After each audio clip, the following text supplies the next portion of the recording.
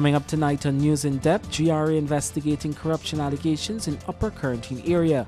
Young girl killed by speeding car. And large sums of money set aside to feed prisoners. News in Depth begins now. With the news, I'm Kurt Campbell. Thanks for joining us. First up, Acting Police Commissioner David Ramnarine has expressed shock following the confessions and the involvement of a 17-year-old male in the Blackbush Boulder triple homicide. Acting Commissioner of Police David Ramnarine described the shooting of the Burbis trio as troubling and said it should be of concern to any right-minded citizen of this country. His comments came hours after the police were able to obtain confession statements from the 17-year-old male that pulled the trigger and his parents. It's very troubling, and it should be troubling to every right-minded, every sober-minded, every reasonable thinking person, whether you're Guyanese or not. How could a parent permit his child or her child to do something like that and encourage it too? Right? Admittedly, we have had some gruesome ones, but this one in particular, when some of the sordid and grotesque details would be released after they would have been charged, you will find that it's very, very troubling in this story that young people can feel that they can take the law into their own hands. It's not a good sign at all. Ramnarine was speaking to reporters at the opening of the annual Police Athletics Championship at Police Sports Club Ground Ivlery. He said the good work of the Criminal Investigation Department has been paying off, and is testimony to the extensive training and training opportunities that members of the Guyana Police Force continue to receive. It's impacting a lot. The CID in particular has done its own training. Prime Chief has taken an initiative to increase his ranks, and they have, I think, completed 2 programs so far. According to Ramnarine, the Guyana Police Force has to remain as sharp as ever, alert and responsive to the information given to the police by members of the public, and act on every bit of information to bring the justice people so rightly deserve. More news after the break. Friday, August 5th, Extra Beer presents Chutney in the Kanji. It all takes place at Welfare Grounds, Kanji. Burbies, your entertainers for the night. Bunty Singh, Addis Samaru. The boy Addis Samaru, and I'm proud to tell you, I'm coming to Burbies this time. Kanji, we coming on the Kanji. And the Chutney Sokamora King, K.I. When they asking me how I living so nice, I never with the same girl. Yo, what up? This is your Chutney Sokamona K.I. all the way from Trinidad, and I will be coming to Welfare Ground, Kanji, Burbies. Music powered by PowerTech DJ Darren and Salvajan, 71 Sound, Thunderbolts, and the Extra Bear General DJ Garvin. Advance tickets are 1,000 at the gates, 1,500. Pick up your tickets today at Homeline Furnishing and Candy Shop. Lots of Extra Beer giveaways and much more. Kanji's Burbies will not be the same again. It's Chutney in the Kanji. This ad complements Homeline Furnishing and Extra Beer, the perfect beer. Once upon a time, not so long ago, Navisha went walking and way off she wandered. What a delightfully strange land she discovered. A great big place sheltered by the most perfect pink sky ever. Up and up an ice-cold hill she went, then down again to a valley filled with... Wow! Amazing! Nothing but mountains and mountains of deliciously smooth Igloo Ice Cream. What a grand surprise! In every creamy bite, that's Igloo Ice Cream to make your world right.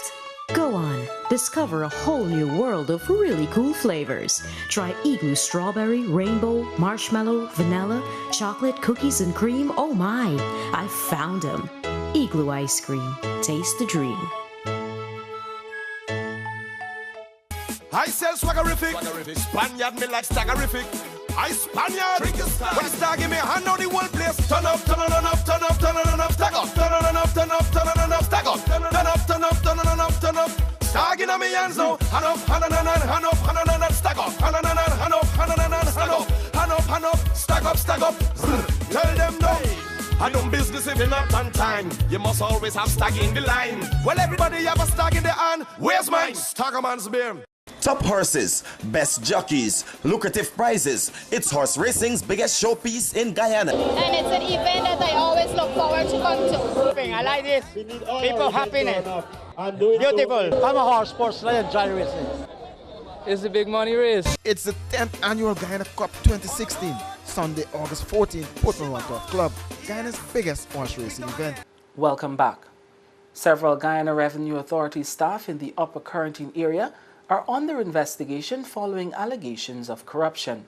The Guyana Revenue Authority is investigating several staff members in the Upper Quarantine area following a slew of allegations that have been made by members of the business community there. The Revenue Collection Agency said it has noted with concern a number of allegations and issues against officers of the agency which were raised by members of the Upper Quarantine business community. The authority said that those allegations are currently under investigation, the findings of which will be made available to the public. According to reports, several business persons in the area have complained of being targeted by GRA officers.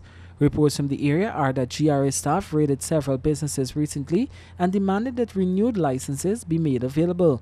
Some persons claim that no explanation was given by the officers and large quantities of goods were seized.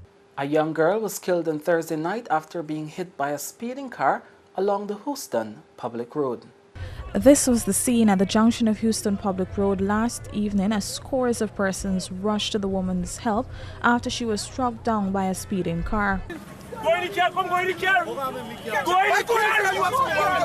in the car fast, buddy. The young lady was attempting to cross the road when a white Toyota Avensis, license plate number PSS 4430, struck and tossed her in the air. That incident occurred shortly after 8 p.m. Passers-by and the driver, who was in a state of shock, quickly went to her rescue and subsequently transported her to the Georgetown Public Hospital, where she was pronounced dead on arrival. The driver, as seen in this video, has not been identified by name as yet, but he remains in police custody assisting with investigations. Driving coming from a run across the road, I even see the porch, just run into the vehicle. So far for the year, there has been 70 road accidents with 74 deaths, 4 children included. Government has set aside over $250 million to feed prisoners across the country over the next year. The cabinet recently gave its no objection to contracts totaling well over $265 million for the supply of dietary items to prisons across the country. The money is expected to supply the 4 main prisons with food for the next year. The Camp Street prison in Georgetown, which houses the largest population of prisoners, will receive dietary supplies totaling $120 million, State Minister Joseph Harmon disclosed on Wednesday.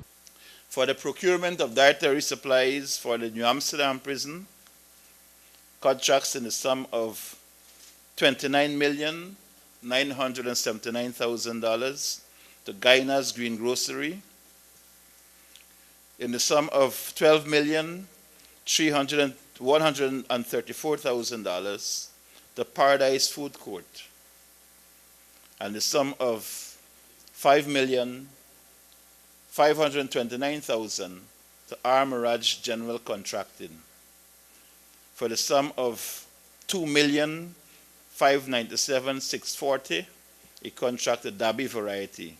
Another $50.2 million will be spent to provide food at the New Amsterdam prison, where female inmates are held. The government will spend another $75 million to provide food supplies to the Mazaruni prison, where persons serving long sentences and sentences for serious offenses like murder are held, while $20 million will be spent on providing dietary supplies to the Lusignan prison. Harmon could not provide an exact number for the population at these prisons. He indicated, however, that there was a reduction at the Camp Street prison, which once housed several hundreds more than the facility was built and renovated to accommodate. And that's a wrap of the major news stories for today. Join us again same time on Monday for another news roundup.